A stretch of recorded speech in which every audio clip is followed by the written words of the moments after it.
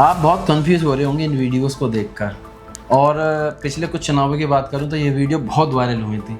आप कंफ्यूज हो रहे थे कि ये योगी जी हैं या कोई और हैं, ये किस शख्स की वीडियोस हैं।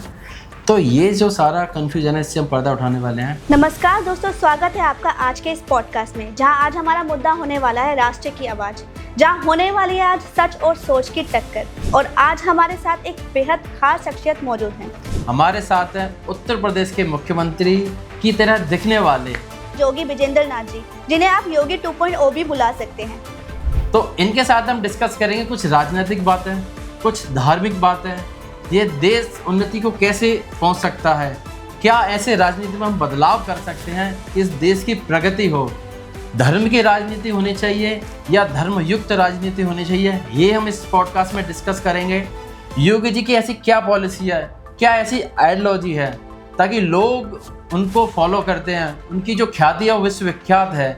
ये सारी बातें इनसे डिस्कस करेंगे और साथ ही साथ इनकी पर्सनल लाइफ भी जानेंगे। ये योगी जी की तरह दिखते हैं तो इनकी पर्सनल लाइफ में ऐसा क्या बदलाव हुए हैं। कुछ लोग ऐसे हैं जो इनको योगी समझ लेते हैं, तो क्या इनकी डेली रूटीन है, लोग इनको देखकर योगी समझते हैं, इनका रिएक्शन क्या रहता है। ये सारी चीज़ें इस इंटरेस्टिंग पॉडकास्ट में डिस्कस करेंगे, इनसे पूछेंगे। नमस्कार जी। कभी आपकी लाइफ में कुछ ऐसा रहा कि लोगों ने आपको योगी जी समझ लिया हो, तो कुछ आपकी लाइफ में कुछ ऐसा इंसिडेंस रहा, कुछ मजेदार, पहले वो किस्सा बताइए।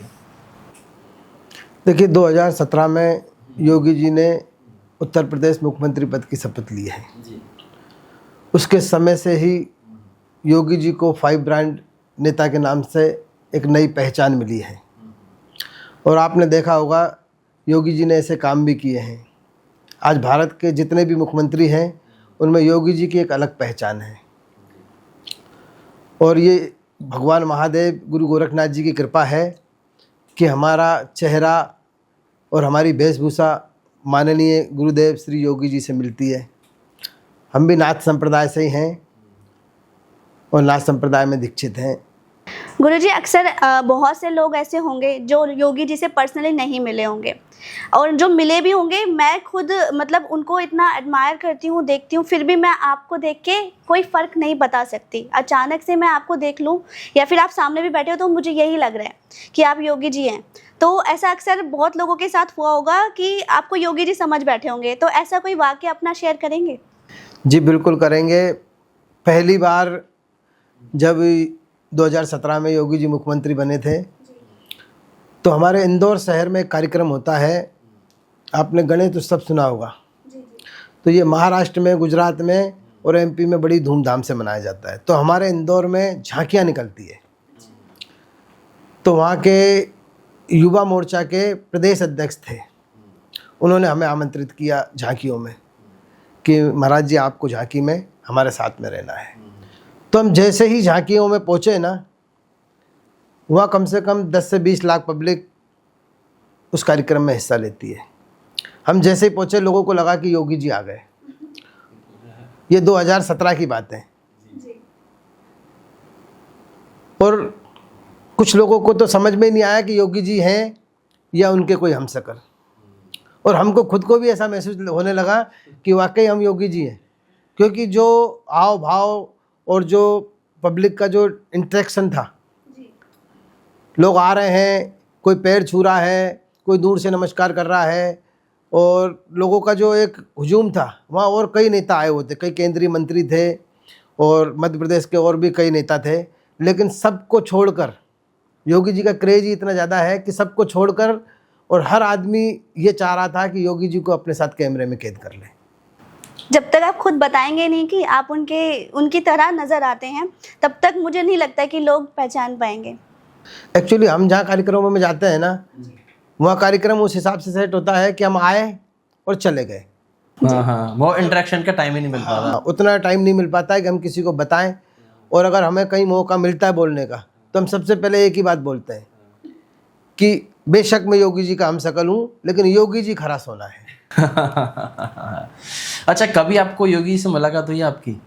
जी, योगी जी से काफ़ी बार मुलाकात हुई है। हम लोग गोरखपुर जाते रहते हैं, गोरखपुर में कई बार मुलाकात हुई। और 2022 के चुनाव के बाद में हम लोगों ने स्पेशली समय लेकर लोक भवन में योगी जी से मुलाकात की है। योगी जी से काफ़ी प्रेम और स्नेह हमको मिला है और जीवन भर वो स्नेह हमको मिलता रहे, ऐसी हम लोग कामना करते हैं। जी।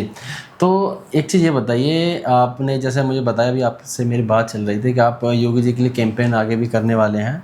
तो 2000 जो भी अगला चुनाव जो आने वाला है यूपी विधानसभा का, उसकी क्या तैयारियां हैं?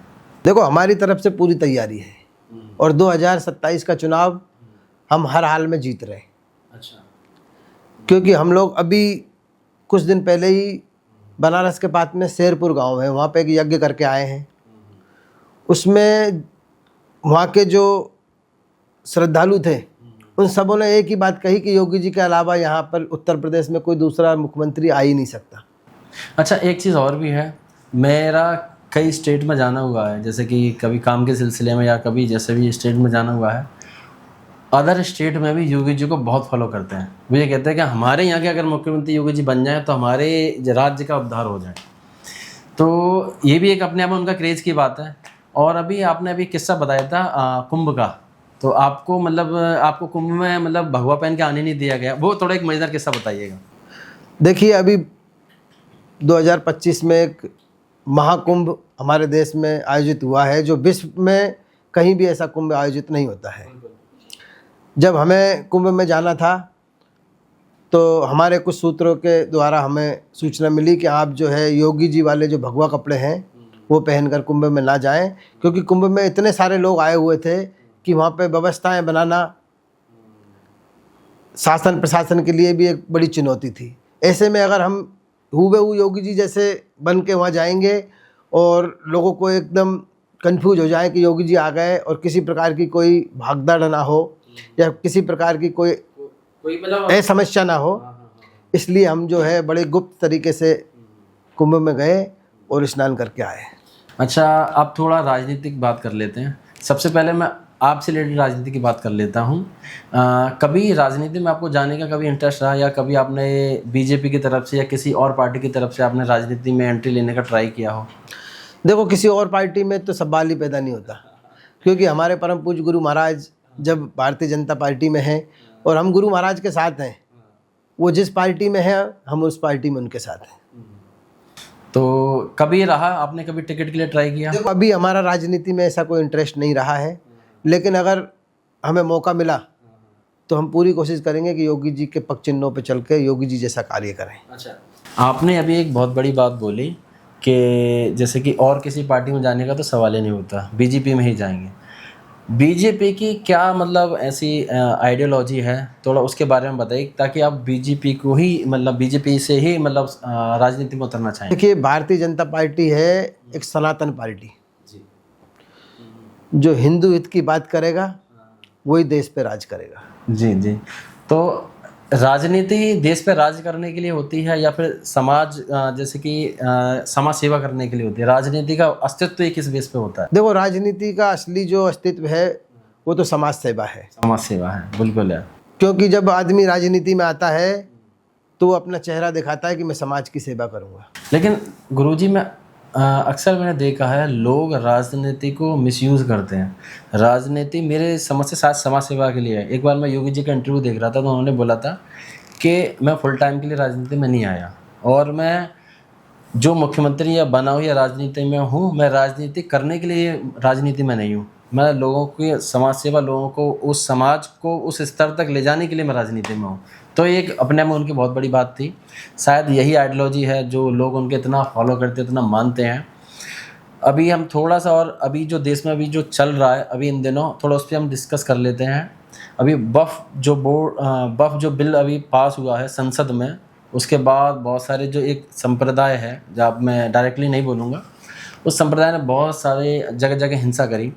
यूपी में नहीं हुई ये अभी, क्योंकि योगी जी हैं, अच्छी बात है, लेकिन बंगाल में हुई, मुर्शिदाबाद में। उसको लेकर आप क्या कहना चाहेंगे?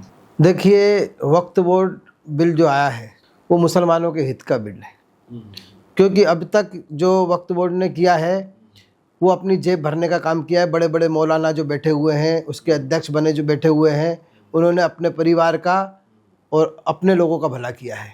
आप बताइए, अगर वक्फ बोर्ड वाकई काम कर रहा है मुसलमानों के लिए, तो इतनी गरीबी क्यों है मुसलमानों में?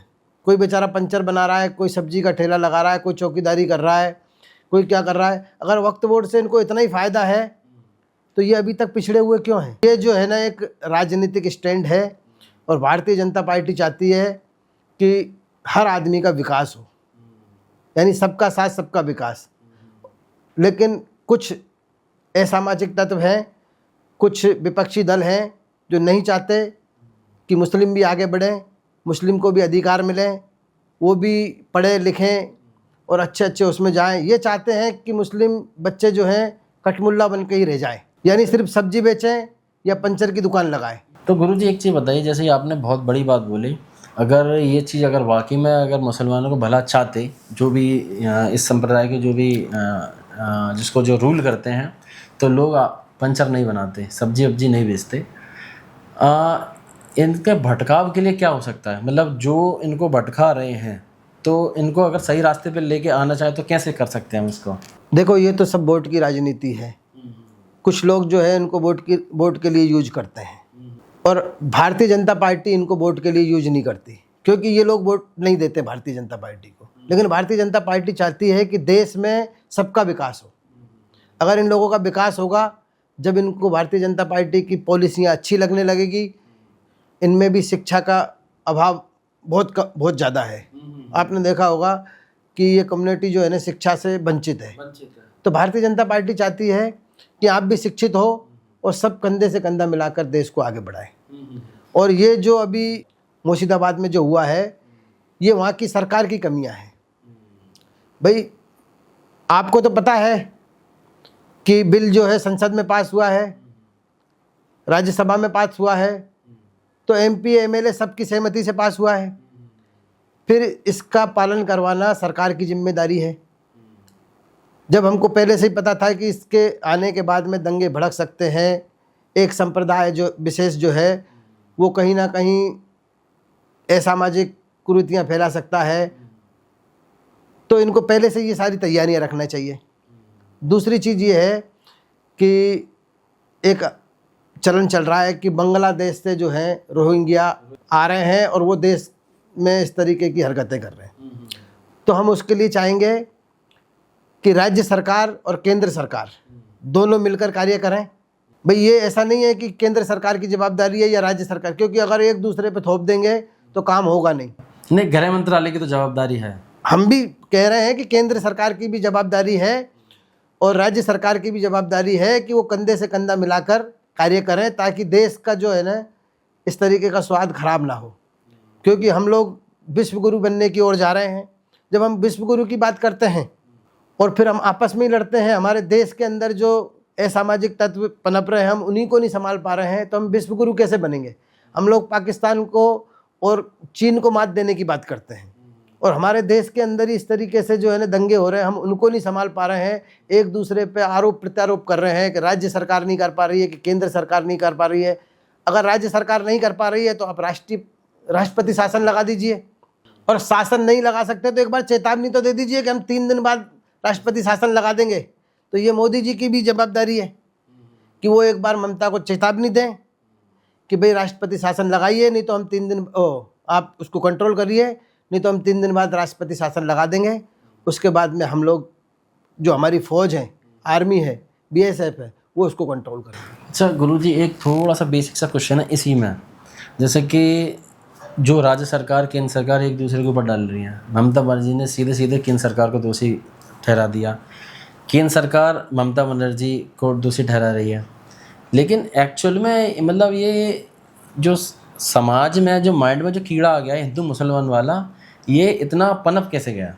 मतलब लोग को काट रहे हैं, दुकानें लूट रहे हैं, ये क्या है? घर लूट रहे हैं। हाँ, राजनीति है वोट की, क्योंकि जो विपक्ष है वो चाहता है कि मुस्लिमों को लुभाकर हम वोट ले लें। बीजेपी चाहती है कि कुछ वोट मुस्लिमों के हमको मिल जाए। और एक दूसरी चीज़ ये है कि हमारे देश में एक ट्रेड बन गया है कि हिंदू जब पिटेगा ना, जब भी भारतीय जनता पार्टी को वोट देगा। एक दिमाग में ऐसा सेट कर लिया है।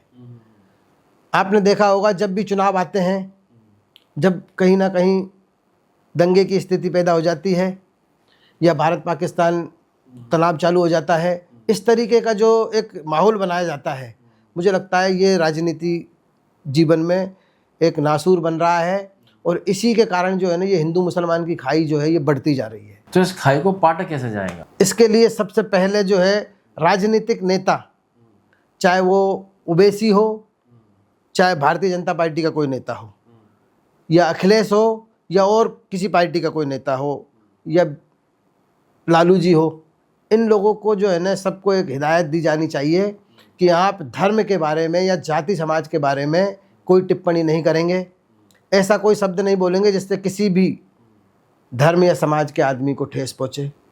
भाई आप राजनीति करो ना सीधी, आप विकास की बात करो, आप देश को किस तरीके से आगे बढ़ाना है उसकी बात करो, युवाओं को रोजगार देना है उसकी बात करो, हमारी बहन बेटियों को किस तरीके से सुरक्षा देनी है उसकी बात करो। आप धर्म की बात क्यों बीच में लाते हो? लेकिन आरोप तो बीजेपी पे ज़्यादा लगते हैं कि बीजेपी ज़्यादा धर्म की बात करती है, धार्मिक राजनीति ज़्यादा करती है। आरोप बीजेपी पे ज़्यादा लगते हैं। देखिए बीजेपी पे लगते हैं, इस चीज़ के भी लिए हम मान रहे हैं, लेकिन बीजेपी के नेताओं पे भी कार्रवाई होनी चाहिए। हम कहाँ बोल रहे हैं कि सिर्फ उन पे ही कार्रवाई हो। भाई अगर जो भी धर्म के प्रति या कोई ऐसे भाषण देगा या इस तरीके की भाषा का प्रयोग करेगा उस पर कार्रवाई होनी चाहिए। उसको हमेशा के लिए या तो चुनाव से वंचित कर देना चाहिए या फिर उसके खिलाफ ऐसी कोई कार्रवाई हो जिससे उसको जेल जाना पड़े, क्योंकि जब तक ऐसी कार्रवाई नहीं होंगी नेता उल चुलूल भाषण देते रहेंगे और हमारे देश का जो है वातावरण इसी तरह बिगड़ता रहेगा और इसमें आम जनता जो है वो मरती है, वो पिटती है। आप बताइए किसी भी दंगे में कोई मंत्री का बेटा मरा हो या कोई मंत्री मरा हो, जहाँ भी मरता आम आदमी मरता है। तो आम आदमी को बेचारे को तुम वोट भी उससे ले रहे हो, जो आदमी तुमको राजा बना रहा है उसी को तुम शिकार भी बना रहे हो। तो ये हमको लगता है बिल्कुल गलत है। इस तरीके की राजनीति हमारे देश में नहीं होनी चाहिए, क्योंकि हम लोग तो उस देश में रहते हैं जहाँ जियो और जीने दो की भावना है। बुद्ध भी यहीं के, राम भी यहीं के हैं। बुद्ध भी यहीं, राम भी यहीं, महावीर भी यहीं, महाकाल भी यहीं। गुरुजी, एक आज के समय में ना एक चर्चा में न्यूज़ में बहुत ज़्यादा दिखाया जा रहा है कि जो ममता बनर्जी हैं उन्होंने योगी जी को भोगी बोला, जो कि पूरी तरीके से गलत है। तो उसमें आप क्या टिप्पणी देना चाहेंगे, क्योंकि जो राजनीति है उसमें सारी सीमाएं क्या पार हो गई? देखिए इसी के लिए तो हम बोल रहे हैं कि इस तरीके का जो आप भाषा का प्रयोग कर रहे हो, अभी ममता जी को पता ही नहीं होगा कि भोगी शब्द का मतलब क्या होता है। उन्होंने बस अपनी तरफ से बोल दिया क्योंकि उनके दिमाग में जिहादी कीड़ा घुसा हुआ है, जिसके दिमाग में कुर्सी, उनको सिर्फ कुर्सी दिख रही है और बोर्ड दिख रहा है। उनको ये पता नहीं है कि हम किसके लिए क्या बोल रहे हैं। एक संत के लिए ऐसी अमर्यादित भाषा का प्रयोग करना मुझे लगता है कि ये दंडनीय अपराध है। इसके लिए ममता जी को क्षमा मांगनी चाहिए, योगी जी के पैर छू के जी। अन्यथा आपको राजनीतिक हानि तो होगी ही, आपको मानसिक हानि भी होगी और ईश्वर आपको कभी माफ़ नहीं करेंगे, क्योंकि आपने किसी संत का अपमान किया है। और जब संत का अपमान होता है तो अंदर से, हृदय से जो बद्दुआएं निकलती है, जो पीड़ा होती है, उससे कभी कोई जीवन में बच नहीं पाया है। क्योंकि मुख्यमंत्री होने के साथ साथ वो एक संत भी हैं और एक संत का अपमान बहुत गलत है। देखो हम इसका विरोध करेंगे। हम अभी एक योजना बना रहे हैं कि ममता जी को किस तरीके से जो है बैकफुट पे लिया जाए, क्योंकि ये जो बयान है ये कहीं ना कहीं सिर्फ योगी जी के लिए नहीं है, ये पूरे संत समाज के लिए है। इससे पूरा संत समाज आहत हुआ है, क्योंकि इस तरीके की बयानबाजी संतों के लिए, योगी जी मुख्यमंत्री हैं वो अपनी जगह है, लेकिन वो संत भी हैं, गुरु गोरक्षनाथ मंदिर के पीठाधीश्वर हैं, जो पूरे भारत में ही नहीं पूरे विश्व में एक बड़ा पीठ है नाथ संप्रदाय का। जो नाथ संप्रदाय बहुत प्राचीन नाथ संप्रदाय है। हमारे भगवान गुरु गोरखनाथ जी महाराज जो थे वो चारों युगों में थे। तो ऐसे नाथ संप्रदाय के मठ के मठाधीश्वर माननीय योगी जी और नाथ संप्रदाय के मुखिया हैं, उनको इस तरीके का शब्द बोलना मुझे लगता है ममता के लिए बहुत भारी पड़ेगा। अभी आपने थोड़ी देर पहले ओवैसी की बात करी। ओवैसी की ज़्यादातर चर्चाओं में रहते हैं अपने उल जुलूल बयानों के कारण। अभी जो भी बंगाल में हुआ है उसको लेकर उनसे मीडिया ने पूछा तो उन्होंने बोला कि मैं टीएमसी का प्रवक्ता नहीं हूँ, या फिर मैं कोई ऐसा नहीं, वहाँ बंगाल का कोई प्रवक्ता नहीं हूँ जो मैं वहाँ के लिए कुछ बोलूँ। यहाँ पर ओवैसी ने अपना मुंह साध लिया, लेकिन जब बात कहीं और की आती है या कुछ मुसलमानों की आती है या मुस्लिम कंट्रीज़ की आती है, जैसे कि मैं फ़िलिस्तीन की बात करूँ तो ओवैसी जी फ़िलिस्तीन में बहुत बोलते हैं। अब ऐसा तो नहीं है कि ओवैसी फ़िलिस्तीन के प्रवक्ता हैं, वहाँ पर तो आप बोल देते हैं, और यहाँ पर जब अपने देश की बात आती है, अपने लोगों की बात आती है, खासकर सांप्रदायिक चीज़ें, जो सांप्रदायिक हिंसा में ऐसे कुछ घटनाएं होती है उसकी बात आती है, तो ओवैसी जी मुंह साध लेते हैं। आप इसमें क्या कहेंगे? देखो, ये ओबीसी जी जो हैं, ये दो धारी तलवार हैं। जब इनको लगता है कि इधर हमारा फ़ायदा होगा तो इधर हो जाते हैं, और जब इनको लगता है इधर हमारा फ़ायदा हो जाता है तो इधर लग जाते हैं। इनका कोई अस्तित्व नहीं है। ये सिर्फ और सिर्फ राजनीति करते हैं, अपनी कुर्सी की राजनीति। ये अपनी कुर्सी बचाने में लगे हुए हैं, और ये मुस्लिमों को भी गुमराह कर रहे हैं और देशवासियों को भी गुमराह कर रहे हैं, और देश के अंदर जो दंगा फैलाने का कार्य कर रहे हैं उसमें कहीं ना कहीं इनके बयानों का बहुत ज़्यादा असर पड़ता है। बिल्कुल पड़ता आपने देखा होगा कि कहीं भी कोई मुस्लिम त्यौहार होता है, कहीं कोई पत्थरबाजी नहीं होती, कहीं कोई दंगा नहीं होता। सिर्फ हिंदुओं के त्योहारों पे ही पत्थरबाजी और दंगे क्यों होते हैं? इसका कारण क्या हो सकता है गुरुजी? इसका कारण एक ही है, एक तो शिक्षा, क्योंकि शिक्षा नहीं है, और दूसरा ओबीसी जैसे लोग जो इनको अंदर ही अंदर भड़काते रहते हैं। लेकिन लोगों को भड़काना इतना आसान कैसे हो सकता है? या तो शिक्षा नहीं है ना भाई। जो अशिक्षित लोग हैं उनको कोई भी भड़का देता है। किसी ने कुछ भी कह दिया, उनको लगता है यही सही है, यही हमारा मसीहा है, यही हमारा सब कुछ है। लेकिन ये कहीं ना कहीं देश का तो बहुत बड़ा नुकसान है। अगर मान लो एक देश का एक बहुत बड़ा तबका, उसको तुम गलत डायरेक्शन दे रहे हो, तो कहीं ना कहीं देश का नुकसान ही है। अगर मान लो कहीं संप्रदाय हिंसा हो रही है या कुछ राजनीतिक ऐसी उथल पुथल हो रही है, तो कहीं ना कहीं देश का बहुत बड़ा नुकसान है। देखिए, मैं तो आपके चैनल के माध्यम से यही कहना चाहूँगा कि जो शिक्षित मुस्लिम भाई हैं, मैं मुस्लिम भाई कह रहा हूँ, जो शिक्षित मुस्लिम भाई हैं उनको आगे आना चाहिए, और अपने जो लोग हैं उनको बताना चाहिए कि सही दिशा क्या है। भाई, हम लोग गलत दिशा में अगर जा रहे हैं तो आप उनको सही दिशा बताइए, क्योंकि गलत दिशा में जाओगे तो या तो ऊपर चले जाओगे या जेल में चले जाओगे। सही दिशा में जाओगे तो अच्छी नौकरियां मिलेगी, आपका परिवार अच्छा चलेगा, आप सुखी जीवन जियोगे।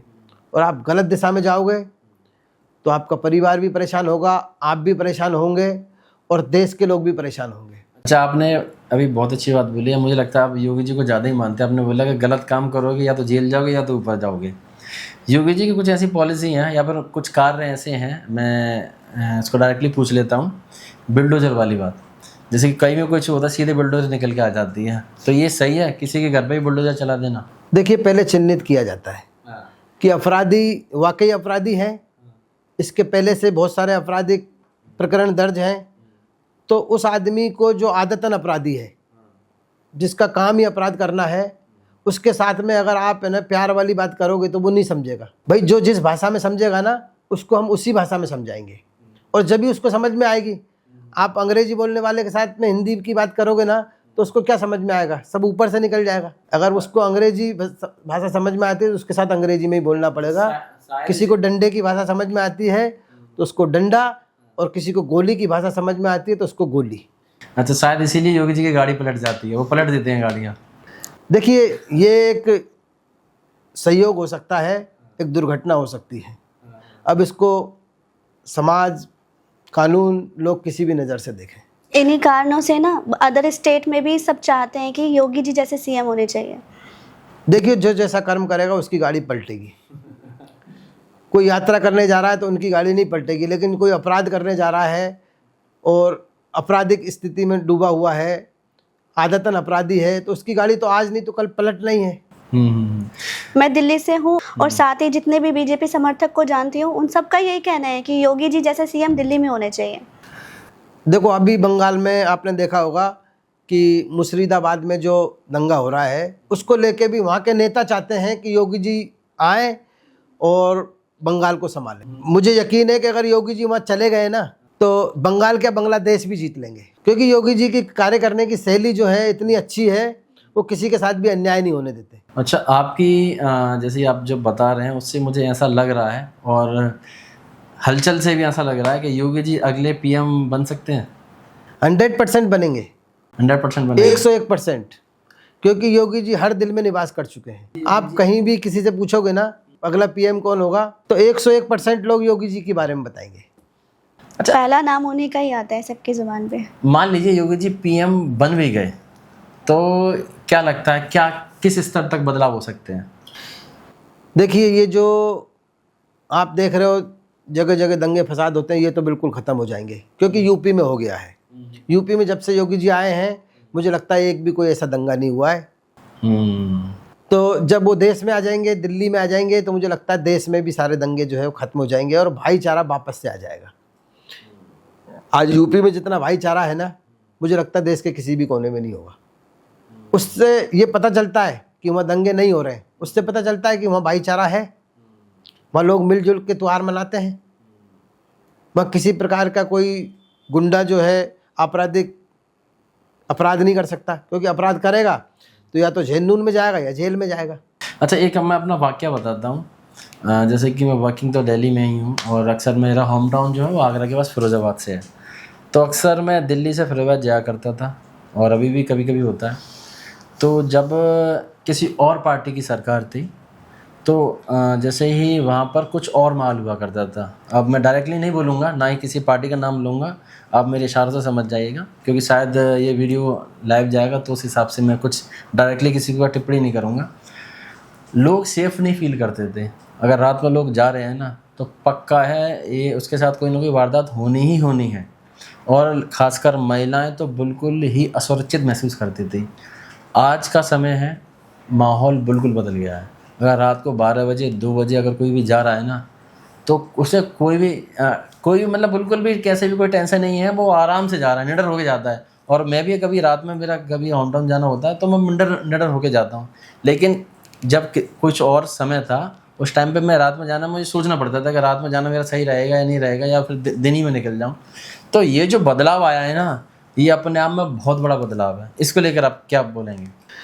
देखिए 2017 से पहले यूपी का आदमी जो था ना, उत्तर प्रदेश का आदमी उत्तर प्रदेश में ही डरता था। लेकिन आज जो है ना, कोई से भी प्रदेश का आदमी उत्तर प्रदेश में जाता है बेझिझक होकर जाता है। हमारी बहन बेटियां जो घूमती है बेझिझक होकर घूमती है। ये योगी जी का राज है। एक अवधारणा है, कोई फॉरेनर का कोई इन्होंने लेखक है, उनकी मैंने बात पढ़ी थी कि शांति जो है ना, शांति वो तलवार की नोक पर ही आ सकती है। मतलब आपको लोगों को थोड़ा सा भय तो दिखाना पड़ेगा कि आप गलत करेंगे तो आपके साथ गलत होगा, अगर गलत करेंगे। भय के बिना प्रीत नहीं है। अगर आपका भय नहीं है, आप राजा हो और राजा का भय अगर पब्लिक में नहीं है, जनता में नहीं है, तो फिर अपराध कम हो ही नहीं सकते। आज योगी जी का जो है ना इतना भय है, ऐसा नहीं है कि योगी जी किसी को भी मार देंगे, लेकिन अपराधियों को नहीं छोड़ेंगे। गाड़ी जिनकी भी पलटेगी वो अपराधी होंगे, और वो किसी भी जाति और मजहब से हो सकते हैं। अच्छा, क्या गारंटी है कि मतलब जिनके साथ भी ऐसा गाड़ी पलट रही है वो अपराधी नहीं है? क्योंकि ये फैसला तो फिर कोर्ट करता है। अरे तो गाड़ी कोई हम थोड़ी पलट रहे हैं, गाड़ी तो उनके कर्मों ने पलटी है ना। जैसे कर्म करोगे वैसा फल देगा भगवान। जैसे आपने बताया कि गाड़ी कर्मों से पलटती है, ठीक है। इस देश में न्यायपालिका भी है, विधायिका भी है, तो न्यायपालिका को अपना काम कर देना चाहिए। हम क्या कह रहे हैं कि न्यायपालिका अपना काम ना करें? अगर न्यायपालिका अपना काम करेगी तो हमको ये करने की ज़रूरत ही नहीं पड़ेगी। अगर न्यायपालिका इनको फास्ट ट्रैक में लाके अपराधियों को सज़ा दे दें तो हमको किसी का एनकाउंटर करने की आवश्यकता ही नहीं है। हमारी मजबूरी है। इसके पहले सरकारों ने ये काम नहीं किया और न्यायपालिका भी अपना काम नहीं कर रही है। अच्छा, आपको लगता है इस चीज़ से भ्रष्टाचार कम होगा? देखो, एक भय तो होता है, भ्रष्टाचार भी कम होगा और लोगों में भय भी होगा, और भय के बिना प्रीत नहीं होगी। क्योंकि अपराधी अगर अपराध कब करता है? जब उसको किसी का शय होता है, और योगी जी की सरकार में किसी को शय नहीं है। किसी भी मजहब का हो, किसी भी धर्म का हो, किसी भी पंथ का हो, किसी भी जाति और समाज का हो, जो अपराध करेगा उसके घर बुलडोजर भी चलेगा और उसका राम नाम सत्य भी होगा। और जो जिस भाषा में समझेगा ना, उसको हम उस भाषा में समझाएंगे। अभी न्यायपालिका और विधायिका की बात कर लेता हूँ। जैसे कि बिल जो पास हुआ है, संसद में पास हुआ है। संसद में जो लोग बैठते हैं जनता उन्हीं को चुनती है, ठीक है। पहले लोकसभा में पास होता है, कोई भी कानून बनता है तो पहले लोकसभा में पास होता है, फिर राज्यसभा में, उसके बाद राष्ट्रपति सिग्नेचर कर देते हैं, फिर वो बिल पास हो जाता है, वो कानून बन जाता है सिग्नेचर के बाद। ये विधायिका का काम है। यहाँ पर अगर न्यायपालिका हस्तक्षेप करती है तो कहीं ना कहीं ये गलत नहीं है, क्योंकि अभी जो बिल पास हुआ है संसद में पास हुआ है, इसका मतलब क्या? जनता ने पास किया, क्योंकि जो संसद में जो लोग बैठते हैं वो जनता के प्रतिनिधि हैं।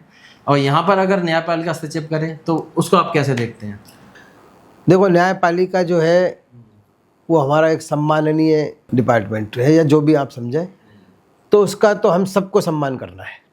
अगर न्यायपालिका ने कोई चीज़ कही है तो उसके लिए भी हम अपनी बात रखेंगे, और वो भी सब समझते हैं कि क्या सही है क्या गलत है, वो सब समझ के उसका फिर से फैसला आएगा, और मुझे लगता है वो सबके हित में फैसला आएगा।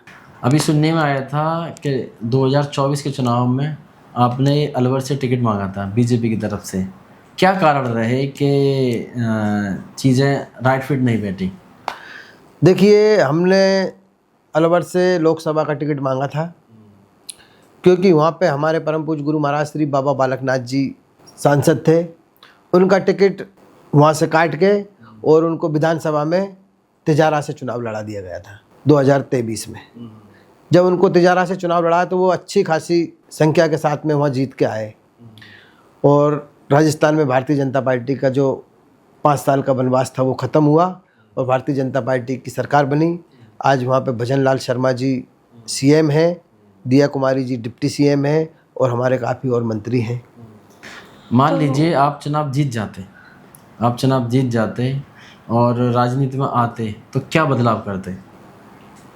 हम तो योगी जी के पक्ष चिन्हों पे चलते हैं, और जो योगी जी कर रहे हैं उसी कार्यों को सहयोग देके आगे बढ़ाते हैं। तो भविष्य में आपका क्या मतलब क्या सोच है कि आप राजनीति में आगे बढ़ना चाहेंगे या फिर मार्गदर्शक की भूमिका निभाना चाहते हैं? देखिए, अगर मौका मिला, मार्गदर्शक तो हम भूमिका निभा ही रहे हैं, और अगर हमको मौका मिला सेवा करने का, हम राजनीति में राजनीति करने के लिए नहीं आएंगे, सेवा करने के लिए आएंगे। और सेवा करने का आज के वर्तमान में सबसे अच्छा जो प्लेटफॉर्म है वो है राजनीति, क्योंकि राजनीति में आपके पास पावर भी होता है, और एक जनता का चुना हुआ जो पावर होता है उसका एक अलग वो होता है। तो जब आपके पास पावर होगा तो आप सेवा कर पाओगे, क्योंकि सेवा करने के लिए पावर और पैसा और आपके कॉन्टेक्ट होना बहुत ज़रूरी है। मुझे ऐसा लगता है कि ना अब जब आपकी सोच, आपके विचार लोगों तक पहुंचेंगे तो हो सकता है भविष्य में जब आप राजनीति में दोबारा उतरते हैं तो मुझे लगता है लोगों को आपका समर्थक मिलेगा। सबकी तरफ से जो भी आपको समर्थन दे सकते हैं वो ज़रूर देंगे, मुझे अब ऐसा लगता है। चलिए, ये तो बहुत अच्छी बात है, और मैं भी भारत की जनता से सहयोग चाहता हूँ कि अगर मुझे राजनीति में आने का शुभ अवसर मिला और आपकी सेवा करने का मौका मिला ना, तो मैं पूरे तन मन और धन से आपकी सेवा करूंगा, और पूरी ईमानदारी के साथ। योगी जी 2.0 क्या ला सकते हो आप आगे के? देखो, ईश्वर की जैसी मर्जी होगी। अच्छा, अभी आपने राजनीति की बात करी कि राजनीति में मैं आऊँगा तो मैं सेवा करूँगा, ठीक है। मैं लोगों के इंटरव्यू देखता हूँ, और लोग राजनीति में शायद करप्शन करने के लिए ही आते हैं। मैंने ऐसा देखा है, ऐसा अनुभव किया है अपने जीवन काल में। एक लेखक हैं, उनका नाम मेरे को याद नहीं आ रहा, लेकिन उनकी बात मैं आपको याद दिला रहा हूँ। आज के समय में राजनीति करप्शन का सबसे बड़ा ज़रिया बन गई है, और आप कह रहे हैं मैं राजनीति में आऊँगा तो मैं समाज सेवा करूँगा। आप इस चीज़ को कैसे जोड़ते हैं? देखो, इसीलिए तो हम राजनीति में आना चाहते हैं कि राजनीति जो है करप्शन का एक अड्डा बन चुकी है।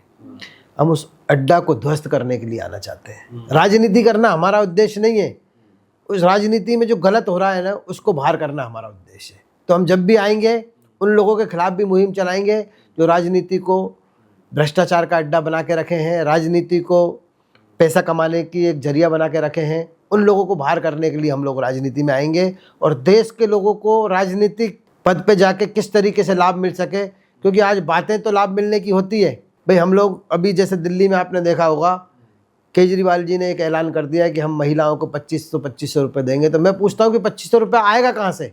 2500 रुपये तो गरीब की जेब से ही निकल के आएगा ना तो कोई बिजनेसमैन देगा, ना कोई नौकरी पैसा IAS IPS पैसा देगा, ना ही कोई नेता पैसा देगा। तो पैसा तो उन्हीं गरीबों की जेब से निकल के आएगा।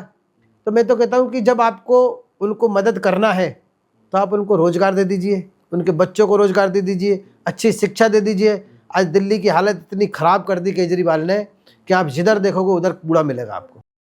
सड़कों की हालत बहुत खराब, गंदगी बढ़ गई, सड़कों की हालत ख़राब, जगह जगह कूड़ा, बेरोजगारी की हालत ख़राब, ट्रैफिक इतना रहता है कि अगर आप सोच लो कि मुझे नोएडा से नई दिल्ली रेलवे स्टेशन पहुँचना है तो कोई समय का प्रतिबंध नहीं कि आप कब पहुँचोगे। ये तो शीला दीक्षित जी की मैं तारीफ़ करूँगा कि उन्होंने मेट्रो चलाई है और आज मेट्रो के जरिए लोग जो है अपने गंतव्य पे जा रहे हैं और समय पे पहुंच पा रहे हैं। नहीं तो अगर मेट्रो नहीं होती तो दिल्ली की क्या हालत होती। राजनीति को बहुत लोग गटर की नज़रों से देखते हैं, कहते हैं कि ये करप्शन का अड्डा है, जैसे अभी आपने डिस्कस किया। तो जैसे आप बता रहे हो कि आप समाज सेवा करोगे, और इसी तरीके से और भी समर्थक आ जाते हैं, जैसे बीजेपी समर्थक हैं, वो भी यही सोच से आगे बढ़ते हैं और राजनीति करते हैं। तो मुझे लगता है कि अब जो युवा होगा ना, वो राजनीति की तरफ और ज़्यादा अट्रैक्ट हो जाएगा। जैसे कि मुझे पर्सनली राजनीति में इतना इंटरेस्ट नहीं है, लेकिन आपकी बातों से इंस्पिरेशन मिल रहा है, तो मुझे भी ऐसा लगता है कि राजनीति अच्छी हो सकती है। जो उसका असली मुद्दा है ना कि मतलब समाज सेवा करना, वो असली में होने लग जाएगा। तो मुझे भी लगेगा कि हाँ, ऐसा लीडर हो जो ऐसे काम करे, तो लोगों का अट्रैक्शन और आएगा। देखिए, हम तो ये चाहते हैं कि योगी जी जैसे कम से कम 10-20 संत राजनीति में आए, तो मुझे लगता है कि राजनीति जो है बिल्कुल साफ़ सुथरी हो जाएगी, करप्शन ख़त्म हो जाएगा, और राजनीति से जिन लोगों को लाभ मिलना चाहिए, जिन गरीब तक के लोगों को लाभ मिलना चाहिए, उनको भी लाभ मिलने लगेगा, क्योंकि वहाँ ईमानदारी और साफ़ सुथरी राजनीति होगी। क्योंकि साधु को अपने जीवन में पैसा इकट्ठा नहीं करके रखना है, और किसके लिए करके रखेगा। आज योगी जी अगर पैसा इकट्ठा कर भी रहे तो किसके लिए भैया? आपके लिए, देश के लिए, धर्म के लिए। योगी जी जो पैसा मठ में इकट्ठा कर रहे हैं वो तो धर्म के काम में ही लग रहा है ना। उनके तो कोई परिवार या बच्चे नहीं है। एक संत की जो लाइफ होती है बहुत साधारण होती है, तो आप बता सकते हैं कि आपकी लाइफ कैसी है? देखिए, संत की लाइफ जो है ना इतनी साधारण नहीं होती। आप कभी अकेले 5 घंटे अपने कमरे में बैठ के देखिए तो आपको पता चलेगा अकेलापन क्या होता है। लेकिन वो पूरे जीवन अकेले रह रहे हैं, ये बहुत बड़ा त्याग है। या कोई भी संत अगर वो जीवन में अकेला है तो समझ लो वो कितना बड़ा त्याग कर रहा है। आज सांसारिक सुख की कामना हर आदमी करता है, लेकिन वो सांसारिक सुख को छोड़कर और सामाजिक सुख में लगे हुए हैं कि समाज किस तरीके से सुखी हो, समाज के लोग किस तरीके से सुखी हो, समाज की समस्याएं कैसे ख़त्म हो, समाज से अपराध कैसे ख़त्म हो, समाज से गंदगी कैसे ख़त्म हो, समाज में ये जो भेदभाव चल रहा है ये कैसे ख़त्म हो। इन सब चीज़ों पे वो काम कर रहे हैं। और मुझे लगता है कि अभी तो समझ लो अब ये शुरुआत है। जिस दिन योगी जी पूरे पावर में आ जाएंगे ना, उस दिन योगी जी जैसे ना जाने कितने संत और राजनीति में आएंगे। और राजनीति जो हम लोग गटर समझते हैं, गंदा पानी समझते हैं, एक दिन स्वच्छ पानी होगा और लोग हर अच्छा आदमी जो है राजनीति में आएगा और सेवा करेगा। लोगों का जो वोट देने का नज़रिया बदल जाएगा, वो मजबूरी में ना देकर खुशी से वोट दिया करेंगे। अच्छा, एक चीज़ तो है, बदलाव तो गुरुजी आया है। बदलाव ऐसे आया है, अगर मैं पिछले 20 साल का अगर मैं एक अनुभव आपसे साझा करूं तो जब कांग्रेस की सरकार थी, मनमोहन जी जब पीएम थे, तो शायद आम जन मानस तक इस राजनीति इतनी नहीं थी। मतलब बच्चे तक इसकी मतलब नहीं, बच्चा भी इंटरेस्ट नहीं लेते थे। मतलब पीएम कौन है नहीं पता था, सीएम कौन है नहीं पता था, राजनीति क्या होती है नहीं पता था, ये देश कैसे चलता है नहीं पता था, और शायद इतनी अवेयरनेस भी नहीं थी। लेकिन जब से बीजेपी पावर में आई है, मोदी जी पावर में आए, उसके बाद योगी जी पावर में आए हैं, मैंने अक्सर नोटिस किया है कि छोटे छोटे बच्चे भी हैं वो राजनीति की बातें करते हैं, इंटरेस्ट लेते हैं। ये अपना में बहुत बड़ा बदलाव है कि एक बच्चा है जो अपनी किताबों से खेल रहा है, जो खेल खिलौनों से खेल रहा है, वो भी राजनीति की बातें कर रहा है। ये अपना में बहुत बड़ा बदलाव तो आया है। क्वेश्चन मेरा इसमें ये रहेगा, अभी आपने बात करी कि देखो, मैं इसका जवाब आपको देता हूँ कि ये जो बदलाव आया ना, इसमें सबसे बड़ा हाथ है आपका। अगर मीडिया नहीं होता, सोशल मीडिया नहीं होता, अखबार नहीं होते, तो ये बात लोगों तक पहुँचती कैसे? आज सोशल मीडिया के माध्यम से, मीडिया के माध्यम से, आप सबके माध्यम से ये बात सब लोगों तक पहुँच रही है, और सब लोगों को इस चीज़ में एक पारदर्शिता दिखाई दे रही है कि हो क्या रहा देश में। आज कोई मुख्यमंत्री या मंत्री या प्रधानमंत्री छींक देता है ना, तो एक न्यूज़ बन जाती है कि आज प्रधानमंत्री ने सुबह जगे और छींक दिया। तो ये जो है ना, सब मीडिया का एक बहुत बड़ा हाथ है, और मीडिया के माध्यम से राजनीति जो पूरे देश के कोने कोने में पहुंच गई। आज देश का बच्चा जो है वो चाहता है कि मैं राजनीति में सक्रिय होकर अपना नाम कमाऊं। आपने देखा होगा हमारे देश में रील बनाने का, रील चलाने का एक बहुत बड़ा वो लगा हुआ है, लेकिन लोग किस दिशा में जा रहे हैं उसका कोई भेदभाव नहीं है, और ना सरकार का कोई कंट्रोल है, क्योंकि हर चीज़ सीमा में हो तो उसका एक अच्छा लगता है। एक समय था जब न्यूज़ को मैनिपुलेट किया जा सकता था, लेकिन अब सोशल मीडिया इतना एक्टिव हो गया है कि हर इंसान के पास फ़ोन रहता है वो ओरिजिनल न्यूज़ आपको पहुंचा देगा। तो इस तरीके से न्यूज़ मैनिपुलेशन नहीं हो रहा, तो बदलाव तो आएंगे ना। मतलब आ भी रहे हैं। अच्छा, अभी आपने बहुत अच्छी बात कही थी थोड़ी देर पहले कि संत का त्याग बहुत बड़ा होता है, ठीक है, और योगी जी जो आए हैं उन्होंने बहुत बड़ा त्याग किया है।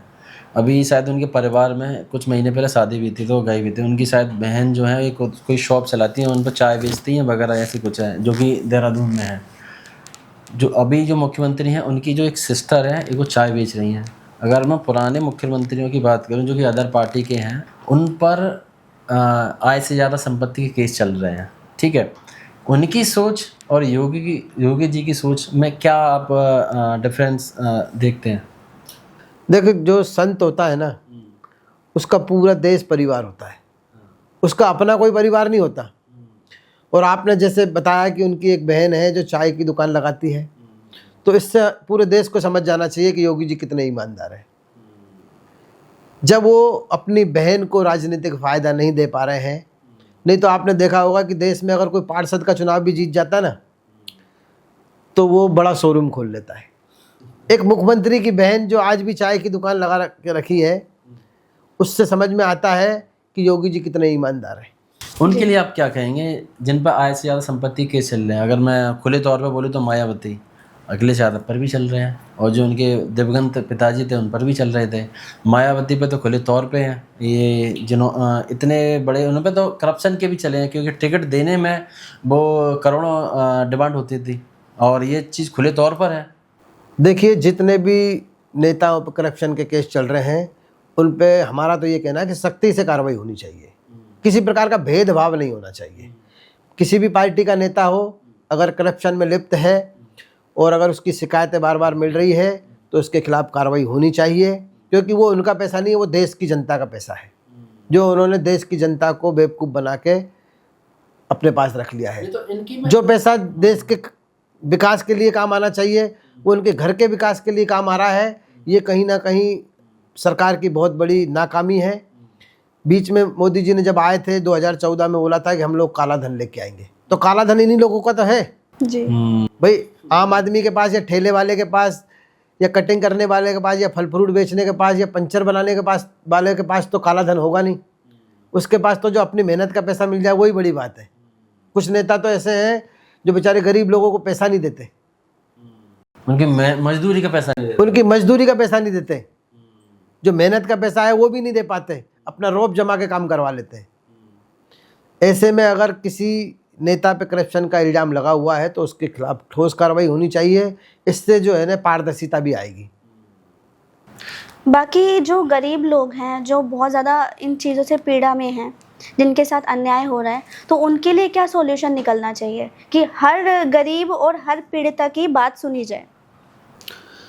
देखो, इसके लिए सबसे इम्पोर्टेंट जो बात है वो तो ये है कि सबसे पहले तो हमारे देश में एक कानून आना चाहिए, जनसंख्या नियंत्रण कानून। क्योंकि हमको अभी तो हमको पता ही नहीं है कि जनसंख्या कितनी है देश की। ये तो एक आंकड़े बताए जाते हैं, 140 करोड़, मतलब 140 करोड़ आंकड़ा है। लास्ट जो जनगणना हुई थी वो 2011 में हुई थी, 2011 में हुई थी। लोग अभी तक जनगणना नहीं हो पाई है। दूसरी चीज़ ये है कि ये तो आंकड़े हैं कि इतनी जनसंख्या होगी, लेकिन इसमें जो कितने बच्चे हमारे पढ़ रहे हैं, कितनों को शिक्षा मिल पा रही है, कितने को नहीं मिल पा रही है। आप छोटे छोटी बस्तियों में जाके देखो, छोटे छोटे बच्चे नशे में डूबे हुए हैं। और नशा कहाँ से आ रहा है भाई? नशा तो हमारे देश के लोगों के द्वारा ही लाया जा रहा है ना। और मुझे लगता है कि नशे के व्यापार में बड़े बड़े नेताओं का भी हाथ है, क्योंकि बिना सरकार के, बिना पुलिस अफसरों के और बिना नेताओं की सपोर्ट के कोई भी 2 नंबर का कार्य, कोई भी नशे का कार्य हो नहीं सकता। तो जब तक इनके खिलाफ कार्रवाई नहीं होगी, क्योंकि आप ईमानदारी से अगर अपने देश को अपना परिवार समझते हैं तो ईमानदारी से काम करिए। आप जब निकलते हो, आप देखते हो, आपको शर्म नहीं आती? मैं सभी नेताओं को ये बात बोलना चाहता हूँ कि आपको शर्म नहीं आती? जब आप देश को अपना परिवार कहते हो तो परिवार की हालत क्या हो रही है? आप अपने बच्चे को अमेरिका में पढ़ा रहे हो, यूएस में पढ़ा रहे हो, और एक गरीब बच्चा है जो जीवन में पढ़ ही नहीं पा रहा है, नशे की लत में लगा हुआ है। तो मेरा सभी नेताओं से कहना है कि थोड़ा सा इमोशनल होकर भी सोचिए कि हमारे देश की हालत क्या हो रही है। आज हम लोग यमुना नदी के किनारे पे जाते हैं और वहाँ बनी हुई झुग्गियों में जब बच्चों को देखते हैं तो हमारी आंखों से आंसू निकलने लगते हैं, आत्मा रोती है अंदर से कि ये हमारा देश है जहाँ ना शिक्षा है, न किसी प्रकार का कोई सम्मान है। महिलाएं बेचारी आदमी नशा कर रहा है वहाँ तक तो ठीक है, आजकल महिलाएं नशा कर रही है। और नशा बिना उसके तो आ नहीं सकता। नशा कहाँ से आ रहा है उस पर चोट करो ना। कोकिंग पी रहे हैं, दारू पी रहे हैं, गांजा पी रहे हैं, पता नहीं कितने तरीके का नशा आ गया है। जब हमारे देश में प्रतिबंधित है, जो चीज़ हमारे देश में प्रतिबंधित है वो आ कहाँ से रही है? ये कहीं ना कहीं सरकार की नाकामी है। और सरकार को जो है ना इसके खिलाफ कठोर कार्रवाई करनी चाहिए। और ये सोचकर कार्रवाई करनी चाहिए कि जिन परिवारों के बच्चे नशा कर रहे हैं वो परिवार हमारा परिवार है। जब तक आप उसको अपना नहीं समझोगे, जब तक आप ठोस कार्रवाई नहीं कर पाओगे। आपको लगता है कि वोट लिया, यूज एंड थ्रू बंद करो। अब अगर यूज एंड थ्रू करते रहे ना तो एक दिन वो भी आपको यूज एंड थ्रू कर देंगे। और अगर उन्होंने आपको यूज एंड थ्रू कर दिया तो आप कहीं के नहीं रहेंगे, क्योंकि आपको ऐशो आराम की जो आदत लग गई है ना वो चली जाएगी। तो आपको नहीं लगता कोई एक ऐसा आसान माध्यम होना चाहिए जिससे एक आम जनता की बात डायरेक्ट हमारे लीडर तक पहुंचाई जा सके? देखो, माध्यम तो बहुत सारे हैं। आपने देखा होगा सारे मुख्यमंत्रियों ने एक नंबर जारी कर रखा है कि अगर किसी को कोई भी समस्या हो तो मुख्यमंत्री हेल्पलाइन पे आप अपनी शिकायत दर्ज करवा सकते हैं। लेकिन मुझे लगता है जब हज़ारों शिकायतें जाती है तो एक शिकायत मुख्यमंत्री जी के पास पहुंचती होगी। क्योंकि ये तो हमको जो है ना जड़ से, यानी पार्षद जो हमारा होता है, पहला नेता जो पार्षद होता है, उसके नीचे जो कार्यकर्ता होते हैं वहीं से ईमानदारी से कार्य चालू होना चाहिए। ऐसा नहीं है कि अगर कोई पैसा आया तो अपन ने अपने घर में रख लिया, क्योंकि पैसा जिसके लिए आया है ना ऑलरेडी एक परसेंटेज जो है नेताओं को मिलता है कि भाई इतना % तो आपको मिलेगा ही। तो बाकी का जो पैसा ईमानदारी से लगा दो ना भाई। आप ईमानदारी से लगाओगे, आपके देश का विकास होगा, आपके देश का नाम पूरी दुनिया में होगा। अगर आप ऐसा नहीं करते हो तो मुझे लगता है कि इस दुनिया में अमर कोई भी नहीं है, मरना सबको है। हो सकता है भगवान अगले जन्म में आपको उस झोंपड़ी में जन्म दे दे और आपको वो ज़िंदगी जीना पड़े जो आज हमारे बच्चे जी रहे। तो ऐसा आपके साथ ना हो। अपने आत्मा को झंझोलें और ईमानदारी से काम करें। अगर इस वीडियो को आप सब लोग देख पा रहे हैं तो मेरा भगवान से और आप सभी से यही प्रार्थना है कि अपनी आत्मा को झंझोलें और अपने आसपास हो रही गंदगी और नशा मुक्ति इस तरीके इसको ईमानदारी से चलाएं। भाई आप अपने अगर विधायक हो तो आप अपने क्षेत्र में आदेश करिए ना कि भाई मेरे क्षेत्र में अगर कहीं भी किसी प्रकार का कोई नशा दिखा, आप पुलिस कंप्लेंट करिए, पुलिस अधिकारियों को आदेश करिए कि भाई ये नशा कहाँ से आ रहा है, ये बच्चा नशे में डूबा हुआ है तो कहीं ना कहीं से तो नशा आ रहा है। भाई आपने जब किसी को नशे में अगर पकड़ लिया है तो आप उससे पूछ सकते हो ना नशा कहाँ से आ रहा है, लिंक तो आपको मिल गई है। लेकिन बात यह है कि आप चाहते ही नहीं हो कि नशा ख़त्म हो। नशा तो आ रहा है, लेकिन जैसे उसे नशा करने की भावना आती कहाँ से है? ये सोशल मीडिया और ये जो चीज़ें जो हमें इंस्पायर भी करती है ना, वो हमें बिगाड़ भी रही हैं। नेटफ्लिक्स हो गया, सोशल मीडिया हो गया, इस पे बहुत सी तस्वीरें, ऐसे वीडियोज़ आते हैं जिसमें लोग शौक से ये चीज़ें दिखा रहे हैं, तो उससे जो छोटे बच्चे हैं वो इंस्पायर हो जाते हैं। तो नशा आना भी बंद करना पड़ेगा, साथ ही साथ ये दिखाना भी बंद करना पड़ेगा। देखो, सोशल मीडिया के लिए भी हम कुछ कहना चाहेंगे कि इस तरीके का जो सोशल मीडिया अभी जो चल रहा है ये कहीं ना कहीं हमारे समाज को गंदा कर रहा है। इन पे रोक लगनी चाहिए। इस तरीके का अगर कोई वीडियो आता है तो फेसबुक, ट्विटर, इंस्टाग्राम या व्हाट्सएप वगैरह जितने भी चैनल हैं उनको खुद को ही ब्लॉक कर देना चाहिए। इस तरीके की एक पॉलिसी हो कि अगर कोई गंदी चीज़ आ रही है तो उसको ब्लॉक कर दे, यानी कि वो अगर किसी को डालता है तो वो ब्लॉक हो जाए, वो आगे किसी को ना डाल पाए। पहली चीज़। दूसरी चीज़ ये है कि आप जो है ये नेट का जो है आप सबको फ्री नेट दे रहे हो तो इसके लिए एक स्टेटस होना चाहिए। जिसको आवश्यकता है उसका स्टेटस तो चेक करो कि किसको आवश्यकता है। तुम किसी भी आदमी को जो सब्जी बेच रहा है उसको बेचारे को सब्जी तो नहीं बेच रहा है, वो रील बनाने में लगा हुआ है, उसका धंधा भी खोटी हो रहा है और उसकी स्थिति भी खराब हो रही है। नहीं, ऐसा नहीं है। देखो, सोशल मीडिया की अपनी पर्सनल गाइडलाइन होती हैं, लेकिन कहते नहीं है जिसकी जैसी नीयत वो वैसा काम करता है। तो उसमें से कहीं ना कहीं वैसा वो लूप होल निकाल लेते हैं। सोशल मीडिया की सभी गाइडलाइन ऐसी हैं कि आप उसमें कुछ भी नहीं परोस सकते सोशल मीडिया में, लेकिन कहते नहीं जिसकी नीयत में ही वही करना है तो कुछ ना कुछ ऐसा लूप होल निकालेंगे और बना देते हैं वो खैर ये तो लोगों की सोच के ऊपर है। अभी ये आपने अध्यात्म की बात करी, थोड़ा सा राजनीति, थोड़ा सा अध्यात्म के ऊपर चले गए आप। मैं थोड़ा सा इस पर और टच आपका चाहूँगा। जैसे कि कोई भी लोग हैं, सब चाहते हैं कि लोगों का भला हो। मैं शायद ये भी सोचता हूँ कि जो बुरा सोचने वाला है, बुरा करने वाला है, अगर उसको भी झंझोरा जाए, उसकी भी आत्मा दे गया, तो अंदर से शायद वो भी चाहता होगा कि समाज का भला हो या देश का भला हो, या जिस समाज में जी रहा हूँ वहाँ का भला हो, जिस परिवार में रह रहा हूँ उस परिवार के लोगों का भला हो। लेकिन जब बाहरी रूप से देखा जाए, भौतिक रूप से देखा जाए, तो लोग बहुत मतलबी हैं, अपने काम को लेकर ज़्यादा प्रभावी रहते हैं कि मेरा काम बन जाए, सामने वाला भाग में जाए। ऐसा है, और राजनीति में भी ऐसा है, क्योंकि एक बार कोई अगर सत्ता में आ गया, कोई भी सत्ता में आ गया, तो सबसे पहले वो अपना घर भरेगा। जैसे कि मैंने बताया केस चल रहे हैं लोगों पर, ठीक है, और आपने भी बताया कि कोई अगर पार्षद भी बन गया तो सबसे पहले अपना वो शोरूम खोलेगा। तो ये सोच ठीक है कि अगर अंदर से तुम ये सोच रहे हो कि मैं सबका भला कर रहा हूँ और सबका भला करूँगा, और बाहरी तौर पर तुम क्या कहते हैं अपने जो भी सामाजिक जो भी तुम्हारे ऐशो आराम है उनको देख रहे हो, तो ये सोच को आप कैसे देखते हो? देखिए क्या है, हर इंसान के अंदर एक इंसान छुपा हुआ है। हर इंसान के अंदर एक इंसान छुपा हुआ है, वो चाहता है कि मैं अच्छा कुछ करूं जिससे लोग मुझे सम्मान दें। हाँ। लेकिन उसी इंसान के अंदर एक शैतान छुपा हुआ है। जब वो अच्छा कार्य करता है ना, और जब उसको सम्मान नहीं मिल पाता, क्योंकि वो ज़रूरत से ज़्यादा सम्मान चाहता है।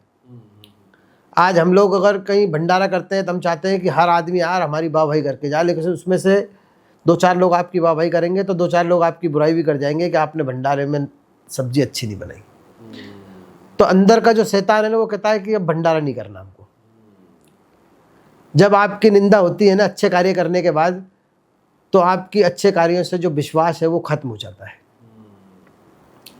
तो मेरी आम जनता से भी ये गुजारिश है कि अगर कोई अच्छा कार्य करे तो उसकी प्रशंसा जरूर करें, क्योंकि जब आप किसी की प्रशंसा करते हो तो उसको बल मिलता है उस कार्य को दोबारा करने का। और जब आप उसकी निंदा कर देते हो तो उसके मन में क्रोध आता है कि हम लोग अच्छा कर रहे हैं, उसके बाद में भी हमको मिल क्या रहा है बुराई। तो उसके मन में फिर अच्छाई करने की भावना जो है वो धीरे धीरे ख़त्म हो जाती है और वो बुराई की तरफ चला जाता है। क्योंकि बुराई की तरफ जाने में उसको 2 चीज़ मिल जाती है, एक तो उसको पैसा मिल जाता है, एक भौतिक सुख मिल जाता है। राजनीति और धर्म, आप इसको कैसे जोड़ते हैं? देखो, धर्म के बिना राजनीति नहीं हो सकती, और धर्मयुक्त राजनीति होनी चाहिए। आई थिंक धर्मयुक्त राजनीति होनी चाहिए, क्योंकि धर्म जो है ना आपको अच्छे कार्य करने की प्रेरणा देगा, और राजनीति यानी आप अच्छे कार्य करोगे। तो जब तक आप धर्म को नहीं समझोगे तो आप राजनीति में अच्छे कार्य नहीं कर सकते। हमारे युगों युगांतर से चला आ रहा है, जो हमारे धर्मात्मा थे, जो हमारे साधु संत थे, वो उस ज़माने में सलाहकार हुआ करते थे बड़े बड़े राजाओं के। और बड़े बड़े राजा जो हैं, भगवान श्री राम जो हैं, वो भी अपने गुरु से परामर्श करते थे कि गुरुदेव अब आप बताइए, इस तरीके का हमारे राज्य में माहौल बन रहा है, हमको क्या करना चाहिए। तो ये जो परंपरा है ये आज की परंपरा नहीं है। धर्म और राजनीति, यानी राजनीति राजाओं के समय से चली आ रही है। तो राजनीति और धर्म का तो एक चोली दामन का साथ है। आपको अगर कोई सही दिशा दिखाने वाला नहीं होगा ना, तो आप गलत दिशा में राजनीति चले जाओगे, और गलत दिशा में जाओगे तो आज नहीं तो कल पछताओगे। थोड़ा ऐतिहासिक, थोड़ा और बात कर लेते हैं। जैसे आपने कुछ पुरानी बातें करी, भारत का जो इतिहास रहा है वो अतिथि देवो भव का रहा है। मतलब बोला जाता है कि हमारे घर में जो अतिथि आता है उसको हम भगवान मानते हैं। और शायद मुझे ऐसा लगता है, जितना मैंने हिस्ट्री जानी है, पढ़ी है अपनी नॉलेज में, कि शायद जब हमने किसी भी अतिथि को पूजा है, अपने घर में शरण दिया, उसी ने ही हमारे पीठ में खंजर भोंका है, और ये दंश हम आज भी झेल रहे हैं। जी। थोड़ा इसको कनेक्ट करिए। बिल्कुल सही बात, सही क्वेश्चन आपने किया है। हजारों साल पहले नहीं, लाखों साल पहले से हमारे देश में ये परंपरा है, अतिथि देवो भव, यानी अतिथि को देवता के रूप में हम लोग सम्मान करते हैं। उसके रहने का, खाने का, उसकी किसी भी चीज़ की कोई त्रुटि ना हो, मान सम्मान सब चीज़ का ध्यान रखते हैं। लेकिन जब भी हमने, कुछ लोग ऐसे आक्रांता आए हुए हैं हजारों साल पहले, आज मुगल हमारे देश में नहीं था, हमने इनका सम्मान किया, हमने इनको आतिथ्य दिया, अतिथि समझा, और इन्होंने हमें को क्या समझा? काफिर। ये हमारी सोच है कि हम आज भी इनको अतिथि समझते हैं, और ये उनकी सोच है कि ये हमको काफिर समझते हैं। जिन्होंने सम्मान दिया, मान दिया, रहने के लिए धरती दी, खाने के लिए अनाज दिया, उन लोगों को ये काफिर समझते हैं। ये इनकी धर्म की सोच है। लेकिन हमारा धर्म जो हमको ये सिखाता है, अतिथि देवो भव, यानी आपके घर अगर कोई आता है तो उसका सम्मान करो, और जो उसको मांगे उसको वो दे दो। अच्छा, मैं यहाँ पर दो आइडियोलॉजी की और बात करूँगा। अगर मैं दो संप्रदाय की बात करूँ, जैसे कि मान लो हिंदू धर्म है, यहाँ पर ये आइडियोलॉजी है जैसे कि आप किसी भी ईष्ट को मानते हैं, किसी भी देवी देवता को मानते हैं, तो उसमें आपकी फ्रीडम है कि आप उसको माने या ना माने। मतलब जैसे कि मान लो मैं शिव को मानूँ और ना मानूँ, ये मेरे फ्रीडम के ऊपर है, मैं किसी और को भी मान सकता हूँ। शिव जी मेरे से ये नहीं कहने आ रहे कि तुम मुझे मान या मुझे फॉलो कर, या जो भी उनकी चीज़ें उनको मैं धारण करूं। लेकिन कुछ और ऐसे संप्रदाय हैं या कुछ ऐसे धार्मिक कुछ ग्रुप ऐसे हैं या कुछ संप्रदाय बोलो, उनमें ये बोलते हैं कि आप किसी पर्टिकुलर को नहीं मान रहे, मैं थोड़ा कोड वर्ड में बात कर रहा हूँ, तो आप काफिर हैं। तो ऐसे कैसे? मतलब जो उसको ना माने वो काफिर हो गया। और इस जो अपनी जो आइडियोलॉजी है, मतलब जो हिंदुत्व की आइडियोलॉजी, वो ये है तुम किसी भी इष्ट को या किसी देवता को मानो या ना मानो, वो तुम्हारे ऊपर, वो तुम्हारा है। वो ये सारी चीज़ें एक फ्रीडम ऑफ स्पीच में भी आ जाती है। मतलब ये इसमें मेरी स्वतंत्रता है, मैं किसी को भी मानूँ, ठीक है। वहाँ ये है कि अगर नहीं मानते तो तुम काफिर हो। तो इसको कैसे रिलेट करते हैं? ये आइडियोलॉजी, ये दो आइडियोलॉजी हैं, बहुत विपरीत आइडियोलॉजी हैं, इसको आप कैसे कनेक्ट करेंगे? देखिए, आपने देखा है कि सारी सृष्टि जो है ओम से बनी हुई है। ओम से भगवान शिव की उत्पत्ति हुई है, शक्ति की उत्पत्ति हुई है, ब्रह्मा विष्णु की उत्पत्ति हुई है, और उसी से 36 करोड़ देवी देवताओं की उत्पत्ति हुई है। तो हमारे यहाँ जो है, किसी भी देवी देवताओं को आप अपना आइडियल मान सकते हैं, अपना इष्ट देव मान सकते हैं, किसी भी देवी देवता की पूजा कर सकते हैं। सनातन धर्म में किसी भी प्रकार की कोई बंदिश नहीं है। लेकिन और धर्मों में आप जाओगे ना, और मुझे लगता है कि 90% जो धर्म है वो तो सनातन धर्म से ही निकले हैं। 90 का ज़्यादातर ही हैं, हाँ ज़्यादातर ही हो गए। मैं 90% इसलिए कह रहा हूँ क्योंकि ये लोग मानने को तैयार नहीं है कि हम भी सनातन से निकले हैं, क्योंकि हमारे देश में कोई और जाति समाज का कोई अस्तित्व भी नहीं है। सिर्फ हमारे देश में सनातन का ही अस्तित्व है। मैं दूसरे देशों की ज़्यादा जानकारी नहीं रखता, लेकिन भारत के आसपास जितने भी देश हैं, भारत से जितने भी देश कट के गए हैं, वो सब सनातनी हैं। अभी आपने देखा होगा दुबई में भगवान श्री राम का भव्य मंदिर बन के तैयार हुआ है। दुबई के जो मुस्लिम हैं उन्होंने उसमें चंदा दिया है, उनके पैसों से वो बन के तैयार हुआ है। अगर हमारे देश में अगर कोई राम मंदिर बनता है ना, तो मुस्लिम उसका विरोध करते हैं, न कि सहयोग करते हैं, क्योंकि राम जो है सिर्फ हिंदुओं के नहीं, पूरे विश्व के। तो ये सोच मतलब इतनी बड़े स्तर तक पनप कैसे गई? ये भी तो बहुत बड़ी एक सोच, मतलब देखिए, ये जो सोच है ना, ये एक साजिश है। ये भगवान के प्रति कोई सोच नहीं है, ये एक साजिश है लोगों को गुलाम बनाने की। क्योंकि हमारे यहाँ क्या है, एक लोगों में एक भावना बनी हुई है कि हमको गुलाम पसंद है। ये आज की बात नहीं है, ये हजारों लाखों साल पहले से लोगों को ये पसंद है कि मुझे गुलाम चाहिए। हर आदमी राजा बनना चाहता है, बादशाह बनना चाहता है। तो जब तक हमारे देश में ये सोच रहेगी कि मुझे बादशाह बनना है, लोगों को गुलाम बनाना है, जब तक ये सब चलता रहेगा। जब तक लोगों की सोच चेंज नहीं होगी कि हमको जो है ना गुलाम नहीं बनाना है और ना हमको बादशाह बनना है, हमको दास बनता है। हनुमान जी की सोच थी कि मैं भगवान श्री राम के चरणों का दास रहूं। आज पूरी दुनिया में हनुमान जी को पूजा जाता है। हनुमान जी के इतने सारे अनुयायी हैं, इतने सारे भक्त हैं, क्योंकि उनकी दास प्रवृत्ति थी। उन्होंने कभी नहीं सोचा कि मैं राम बनूं, या मैं राम से ऊपर बनूं, या मैं कहीं का राजा बन जाऊं, क्योंकि उनकी प्रवृत्ति वो थी।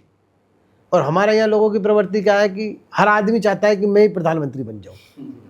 ये चीज़ है। अच्छा, यहाँ पर हमने बहुत सारी बातें करी, हमने आपको पर्सनल लाइफ भी बातें करी, हमने आपसे राजनीतिक बातें करी, हमने धार्मिक भी बातें करी। अब मैं फाइनलाइज के कंक्लूजन पे ये आता हूँ, आपके ही ऊपर आता हूँ। अगर राजनीति में जैसे कि धर्म की बातें होती हैं, हमने ये बात करी कि धर्मयुक्त राजनीति होनी चाहिए, लेकिन कुछ लोग ऐसे हैं जो धर्म की राजनीति करते हैं। आप समझ पा रहे होंगे इस बात को, धर्म की राजनीति करते हैं, उनको आप क्या सुझाव देना चाहेंगे? और देखिए, धर्मयुक्त राजनीति होनी चाहिए, लेकिन धर्म की राजनीति नहीं होनी चाहिए। इसके लिए मैं यही कहना चाहूँगा कि हमारी जो समाज है उसको जागरूक होना पड़ेगा। समाज को जागरूक होना पड़ेगा कि ये लोग कहीं हमारे धर्म का मजाक तो नहीं उड़ा रहे हैं, हमारे धर्म को कहीं यूज तो नहीं कर रहे हैं।